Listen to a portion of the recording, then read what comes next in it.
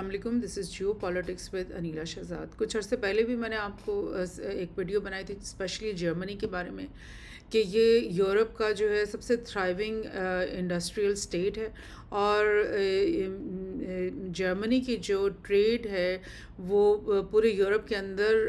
40% سے زیادہ اسی کی ٹریڈ ہے، اور وہ دنیا میں سب سے جو ہائی اینڈ پروڈکٹس بنانے کے لیے اس کی انڈسٹریز جو ہیں وہ مشہور ہیں۔ مگر یہ جو DW کی میں آپ کو یہ ویڈیو دکھا رہی ہوں، یہ جرمن چینل ہی ہے جنہوں نے یہ ویڈیو بنائی ہے، اور اس میں وہ بتا رہے ہیں 6 months اولڈ یہ ویڈیو ہے کہ ان کی اکانومی جو ہے وہ کیسے ڈکلائن ہو رہی ہے، اور فورن ڈائریکٹ انویسٹمنٹ اس کے اندر 50% کم ہو گئی ہیں 2022 اور 23 میں، اور اس سے پہلے جو ہے انڈسٹریل پروڈکشن میں بھی کمی آئی۔ اکنامک گروتھ فورکاسٹ جو ہے اس میں بھی مستقل جو ہے متواتر طور پہ کمی آ رہی ہے۔ اس کی وجہ کیا ہے کہ سب سے پہلے تو 2008 کا گلوبل اکنامک ریسیشن جس نے ساری دنیا کو ہی اپنے لپیٹ میں لے لیا تھا، اور آج تک اس کے اثرات جو ہے وہ چل رہے ہیں، یعنی کہ دنیا بھر میں گروتھ جو ہے وہ زیادہ تر ممالک میں جو ہے وہ نیگیٹو کی طرف چلی گئی، اور اگر پازیٹیو میں بھی جاتی ہے تو 1%، 2%، 3% پہ جاتی ہے۔ اور وہ والی جو پہلے کی طرح کی بات کہ کچھ دنیا کے ممالک جو ہیں وہ 10%، 8% کے اوپر گرو کر رہے تھے، وہ چیز جو ہے وہ ختم ہو گئی ہے، اور بہت سارے جو ترقی یافتہ ممالک ہیں وہ اس چیز سے نکلنے کی کوشش تو کر رہے ہیں مگر وہ نکل نہیں پا رہے۔ لیکن ہوا یہ کہ جو یوکرین کی وار 2022 فروری میں جب پوٹن نے حملہ کر دیا یوکرین کے اوپر، اور اس نے بولا کہ یہ جو یوکرین جو یہ کہہ رہا ہے کہ وہ نیٹو اور یورپین یونین کا ممبر بنے گا تو وہ ہم اس کو اجازت نہیں دیں گے، اور اسی سلسلے میں انہوں نے جب وہاں پر حملہ کر دیا تو کیا ہوا کہ جو رشیا سے سستی گیس اور انرجی جو کہ یوکرین سے ہوتے ہوئے یورپ کے اندر آتی تھی، اور جس سے یورپ کے بہت سارے جو ممالک ہیں وہ فیضیاب بھی ہوتے تھے، اور ان کو سستی چیپ انرجی اور گیس ملتی تھی، جس سے نہ صرف ان کی جو ہاؤس ہولڈس تھے جہاں کیونکہ آپ کو پتہ ہے یورپ میں بہت شدید سردی کا موسم آتا ہے، تو ان کو اپنے گھروں کو اور اپنے آفیسز کو گرم رکھنے کے لیے بھی وہ انرجی درکار ہوتی تھی، اور ان کو اپنی انڈسٹریز چلانے کے لیے بھی وہی چیپ انرجی درکار ہوتی تھی۔ تو جب یہ یوکرین وار شروع ہوئی اور پورے یورپین یونین کے جو ممالک ہیں وہ اکٹھے ہو کر جو ہے وہ انہوں نے یک زبان ہو کر رشیا کی مخالفت کرنی شروع کر دی، تو رشیا نے فوری طور پہ پہلا قدم یہی اٹھایا کہ جو انرجی یوکرین کے راستے سے جا رہی تھی یورپ میں اس کا جو سلسلہ ہے اس کو منقطع کر دیا، اور جو رہی صحیح پروگرس تھی، ڈیولپمنٹ تھی، جو ٹریڈ اور انڈسٹری چل رہی تھی یورپ کے ممالک میں، وہ اس کو بھی بہت بڑا دھکا لگا۔ اور اسپیشلی جو جرمنی ہے اس کے بارے میں آپ کو کچھ ایک دو نیوز شیئر کروں گی۔ یہ جو ہے فیبرری 2024 تائپی ٹائمز نے یہ انالیسس نکالا، انہوں نے بولا کہ Germany's days as an industrial super power are numbered, یعنی جو دنیا بھر میں جرمنی کے جو پروڈکٹس ہیں ان کو دنیا کی سب سے ہائی اینڈ پروڈکٹ سمجھا جاتا تھا، اور سب سے ایکسپینسو پروڈکٹس ہوتے تھے یہ۔ اب مسئلہ یہ ہے کہ جب سے ٹرمپ نے ایک چائنا کے خلاف ٹریڈ وار شروع کر دی، اس کے بعد یہ یوکرین وار کی وجہ سے رشیا کے ساتھ ان کے تعلقات خراب ہو گئے، تو جرمنی ایک ایسا ملک تھا یورپ کے اندر جس کی باقی تمام یورپین کنٹریز کے مقابلے میں چائنا کے ساتھ بہت زیادہ ٹریڈ پارٹنرشپ تھی، اور بہت زیادہ جو ان کی انڈسٹری میں استعمال ہوتے تھے پارٹس وغیرہ وہ چائنا سے یہ لوگ لے کر آتے تھے، اور بہت سارے جو مزید چیپ پروڈکٹس چائنا جو ہے وہ پروڈیوس کرتا تھا وہ بھی اس کے لیے بھی جرمنی جو ایک بہت بڑی مارکیٹ تھی، تو وہ سارا سلسلہ جب منقطع ہو گیا اور سارے ہی ٹریڈ کے اوپر افیکٹ پڑا، اور چائنا کے ساتھ جو ٹریڈ وار ہے اس میں بھی جرمنی نے جو ہے وہ US کا ساتھ دیا، تو کیا ہوا کہ جو اس کی اپنی انڈسٹریز ہے اس کو بہت شدید دھکا لگا ہے۔ اور یہ آپ اس طرح کی نیوز مزید اور بھی آپ کو نیٹ پہ مل جائیں گی جس میں وہ یہ بتاتے آپ کو ملیں گے کہ manufacturing outputs in Europe's biggest economy has been trending downwards since 2017 and the decline is accelerating as competitiveness erodes، یعنی اس سے پہلے جب کہ رشیا سے چیپ گیس اور انرجی آتی تھی تو ان کی جو انڈسٹری کے آؤٹ پٹس تھے اس کی جو اینڈ پروڈکٹ کی جو کاسٹ تھی تھی وہ کم ہوتی تھی ظاہر ہے، اور اس وجہ سے جب وہ گلوبل مارکیٹ میں اپنی پروڈکٹ کو سیل کرتے تھے تو اس میں ان کا پروفٹ مارجن جو ہے نا وہ زیادہ ہوتا تھا. لیکن اب کیونکہ ان کو اسی انرجی کو ایک مہنگی انرجی سے ریپلیس کرنا پڑا ہے تو جو ان کی کمپٹیٹیونیس تھی، جو ان کا پروفٹ مارجن ہے وہ ایروڈ ہو گیا، اور مطلب اتنا زیادہ ایروڈ ہو گیا کہ وہ اپنی پروڈکٹ کو آپ دنیا کی مارکیٹس میں سیل ہی نہیں کر سکتے. اور اس کی اور بھی وجوہات ہیں. ایک تو یہ کہ پوری دنیا ہی جب ایک گلوبل اکنامک ریسیشن کا شکار ہے تو پھر جو بائرز ہیں ان میں بھی کمی آ جاتی ہے، بے شک وہ یورپ کے بائرز ہوں، بے شک وہ چائنا کے بائرز ہوں، رشین بائرز ہوں، یا دنیا میں کہیں اور کے بائرز ہوں، وہ سب میں ہر کنٹری میں ان کے جو بائر ہے وہ اس میں کمی آ جائے گی. اور ایک اور جگہ سے دیکھتے ہیں، پولیٹیکو نے یہ نیوز نکالی، اور کب نکالی ہے یہ انہوں نے جولائی 23 میں یہ نکالی تھی. انہوں نے بولا کہ industrialization of Germany. If Europe's economic motor stalls, the continent already polarized political landscape will shudder. یعنی وہ کہہ رہے ہیں کہ جرمنی کی انڈسٹریلائزیشن جاری ہے، یعنی ان کی جو انڈسٹریز ہیں، فیکٹریز ہیں بڑی بڑی، وہ ایک ایک کر کے بند ہونا شروع ہو گئی ہیں. اور اگر ایسا ہوتا ہے کہ یہ جو اکنامک موٹر ہے یورپ کے اندر جو لگی ہوئی ہے، جرمنی میں اسپیشلی اگر وہ بند ہو جاتی ہے تو پھر پہلے ہی ایک پولیٹیکل پولرائزیشن یورپ کے اندر ہے. بیکاز ایسٹرن یورپ میں بہت سارے ممالک ہیں جو رشیا کا ساتھ دینا چاہتے ہیں، جو رشیا اور چائنا کے ساتھ دوستی کرنا چاہتے ہیں، اور جو ویسٹرن یورپ ہے جس میں اسپیشلی فرانس، جرمنی اور برٹن، اور اس کے بعد ناروے، فن لینڈ وغیرہ، اور اس کے بعد پولینڈ وغیرہ، یہ سب چاہتے تھے کہ یہ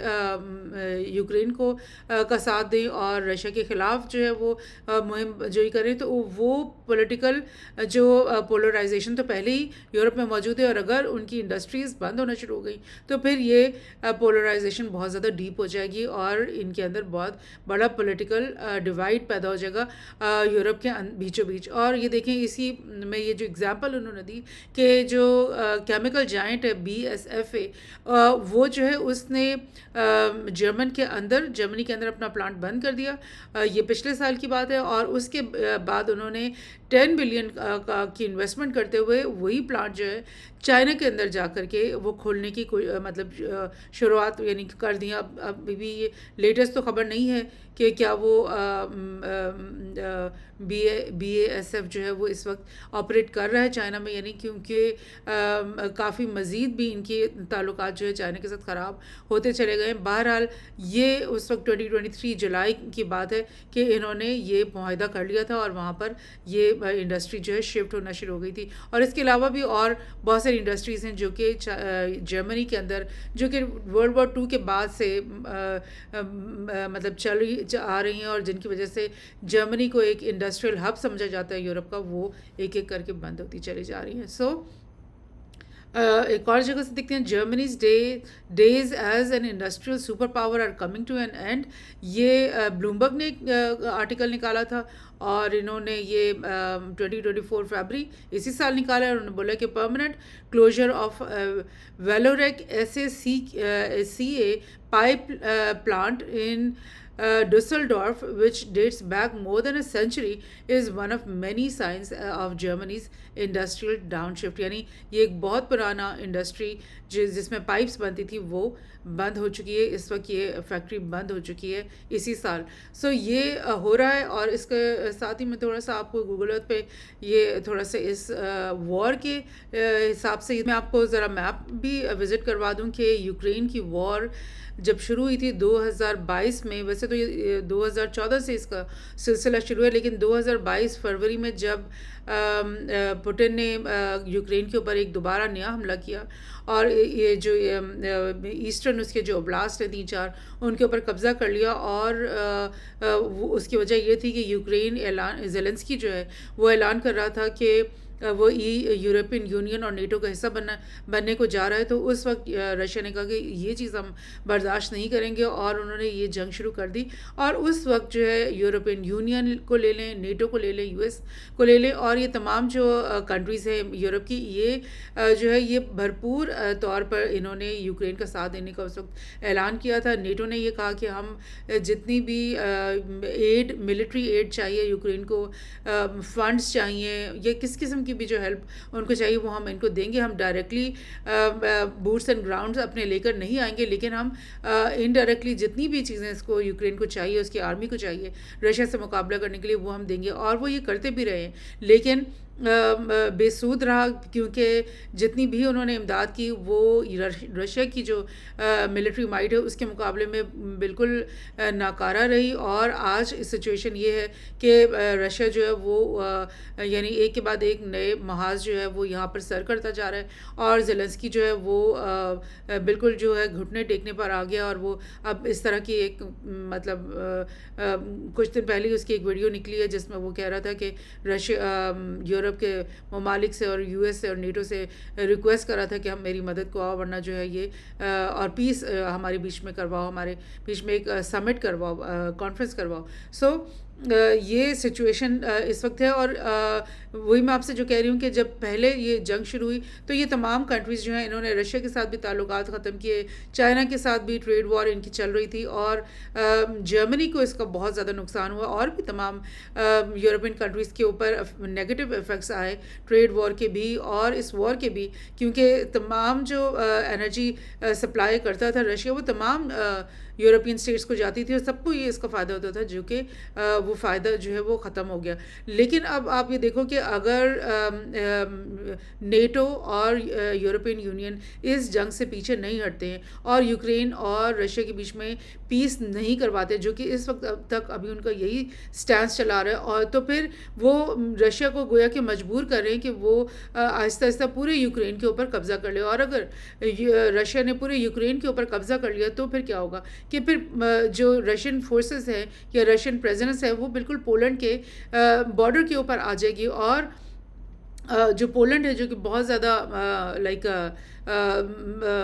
ووکل رہا ہے، سب سے زیادہ ووکل رہا ہے رشیا کے خلاف، تو پھر رشیا سوچے گا کہ اگر ہم یہاں تک آ گئے ہیں تو پھر کیوں نہ پولینڈ کو کا بھی صفایا کر دیں، اور یہ جو ہمارے خلاف اتنی زیادہ باتیں کرتے رہے ہیں اور مہم جوئی کرتے رہے ہیں، اور یوکرین کے جتنے بھی اندر جو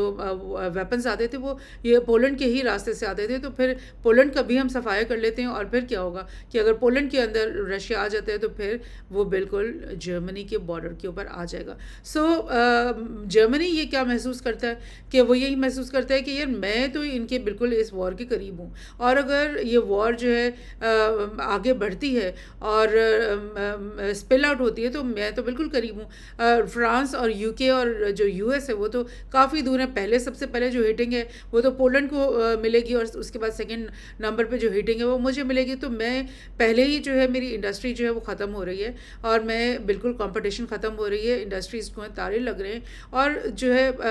وہی جرمن اکانومی جو تھرائیو کر رہی تھی ورلڈ وار 2 کے بعد سے اب تک، وہ دوبارہ سے ایک غربت کی طرف جو ہے اور ایک مطلب ڈی انڈسٹریلائزیشن کی طرف اور لائک پاورٹی کی طرف جا رہی ہے. تو مجھے اس سب کا کیا فائدہ ہے؟ تو لہٰذا جرمنی کی سوچ جو ہے وہ شاید تبدیل ہوئے گی because of these reality checks. یہ جو ریالٹی چیکس اس کو مل رہے ہیں اس کی وجہ سے عین ممکن ہے اینالسٹ یہ کہہ رہے ہیں کہ جرمنی جو ہے وہ اپنی رویے کو سب سے پہلے تبدیل کرے گا، اور وہ یہ چاہے گا کہ یوکرین اور ماسکو کے بیچ میں فوری طور پہ جو ہے جنگ بندی بھی ہو جائے، اور جو ہے وہ پیس ایگریمنٹ سائن ہو جائیں، اور زیلنسکی یہ کہہ دے کہ میں فی الحال نہ ای یو میں جا رہے as a state, as a buffer state between Russia and the whole of Europe. So this is the thing. اور اگر جرمنی